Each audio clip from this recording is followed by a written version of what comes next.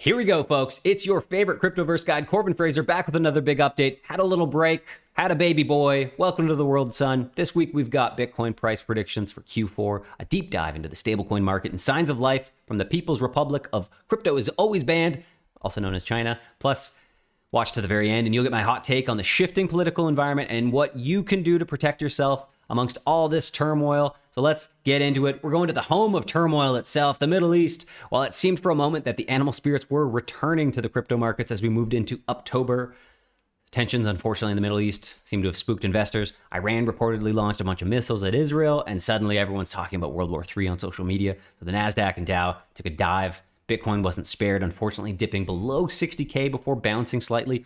Interestingly, gold did its usual I'm a safe harbor thing, and it rose 1%. I'm still anticipating that 1% bump occasionally when turmoil hits to come to Bitcoin once enough people wake up. We're going to go to the prediction world, though. As we enter Q4, the crypto crowd is buzzing about possible all-time highs, with Polymarket giving a 61% chance that Bitcoin will smash its previous record of $73,737 per Bitcoin before the year end. But the chances of it hitting 100K, it's only a mere 17%. And for those dreaming of 250K per Bitcoin this year, well, that market, unfortunately, is just giving it a 3% chance of happening this year. But I mean, like, to be honest, 3% chance at 250K, I might be stupid enough to take that opposing bet. That could be fun. Now over to the world of stablecoins, which seem to have achieved some product market fit in places like inflation-ravaged Argentina. We've got Bitwage CEO Jonathan Chester, who revealed that 70% of Argentine remote workers are getting paid in stablecoins like USDT as well as USDC. Now, Argentines are loving that sweet, sweet stable dollar life, using Bitwage to cash in from US and EU and UK clients. So Argentines' stablecoin craze, it's not slowing down either. They're leading all of Latin America with massive, massive purchase volumes. Let's go into some charts, though. Now, while stablecoins are designed to be stable, it must be noted that they sometimes unravel faster than an altcoin in a bear market. So take Terra USD, which relied on sister token and an algorithm that unfortunately was not a great algorithm. So one mass sell off later, boom, stablecoin, it was stable no more.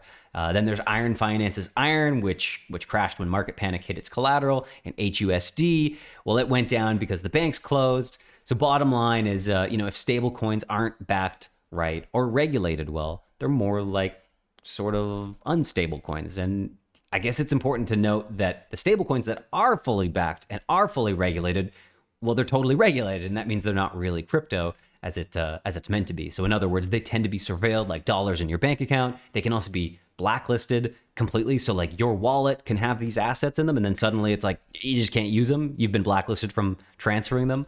So that's kind of a bummer.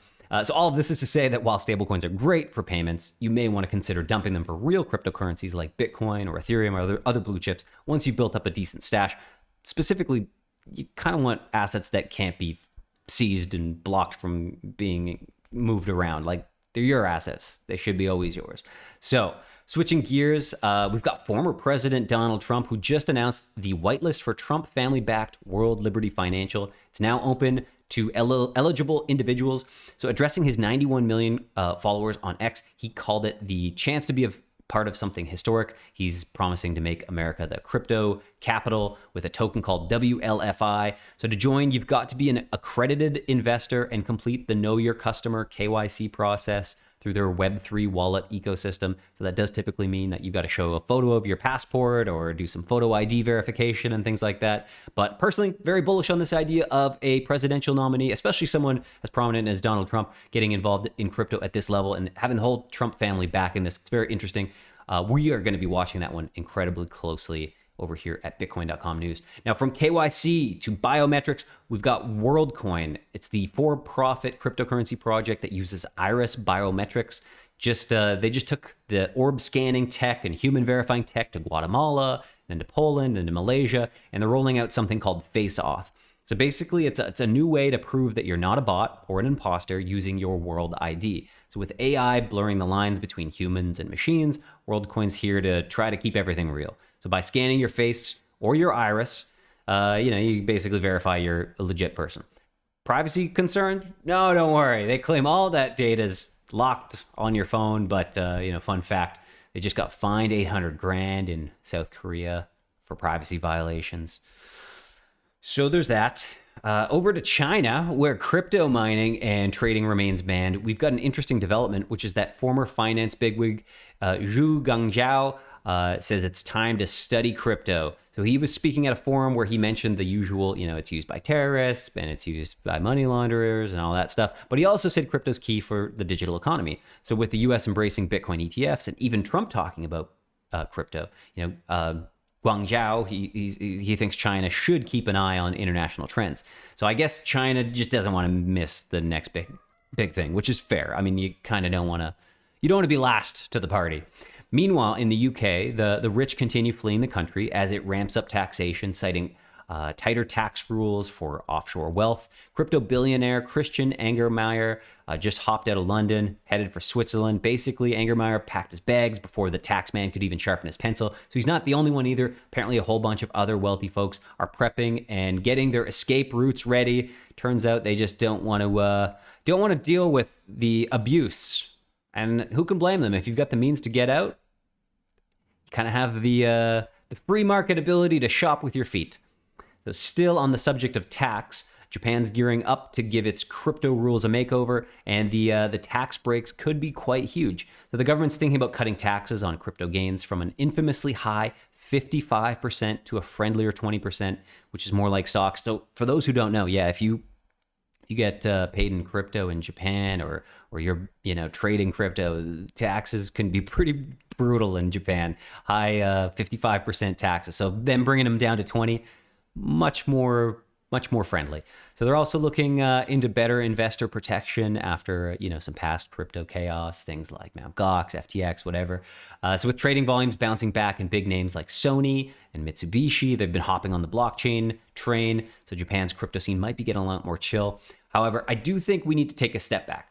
So now more than ever, we need to stay vigilant. We're facing a bunch of growing government, institutional, and centralization control, slipping into a world of extensive surveillance, censorship, and erosion of personal freedoms. So this serves as a big warning about the dangers of unchecked power and the potential loss of civil liberties. It's a crucial reminder in discussions about privacy and freedom of expression and the risks of authoritarianism. So to avoid this 1984 dystopian nightmare, know the basics of cryptocurrency. Knowledge is power here. So here's how to protect your freedom.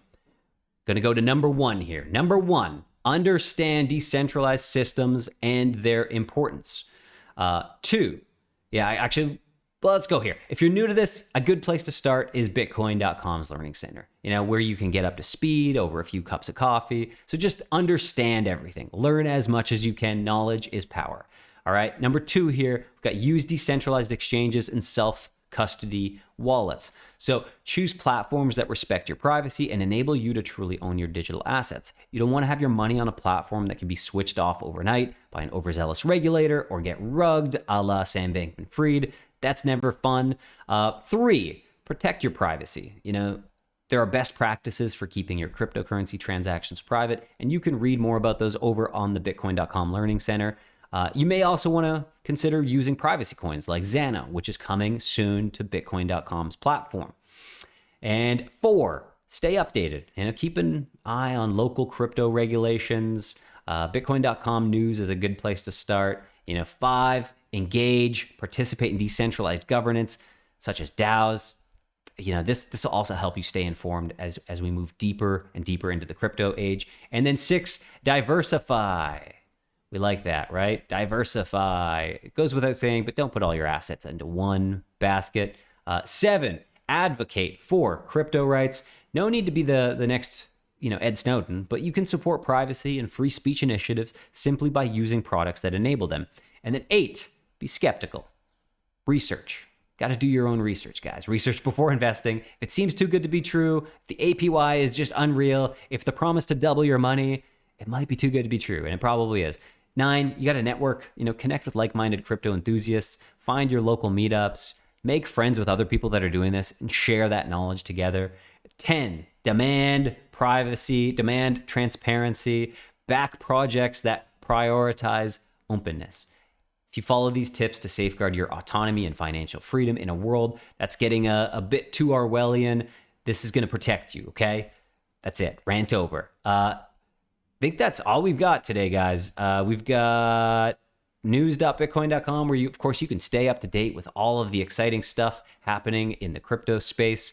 Bitcoin.com news publishes countless articles every day of the week, Monday through Sunday. Go check it out. You can read the news in-app inside the Bitcoin.com wallet app. We've just added a new feature there as well that lets you favorite your articles so you can stay up to date. You can share those with friends.